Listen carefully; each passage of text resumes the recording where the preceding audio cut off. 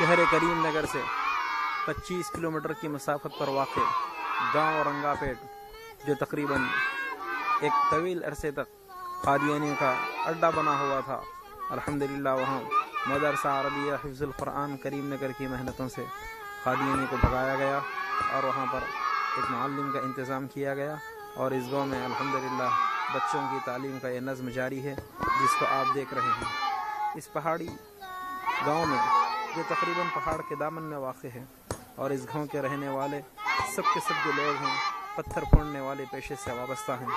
یہ لوگ گاؤں رنگا پیٹ سے تقریباً 5 کلومیٹر کی ایک الگ سے مقطع میں واقع ہے۔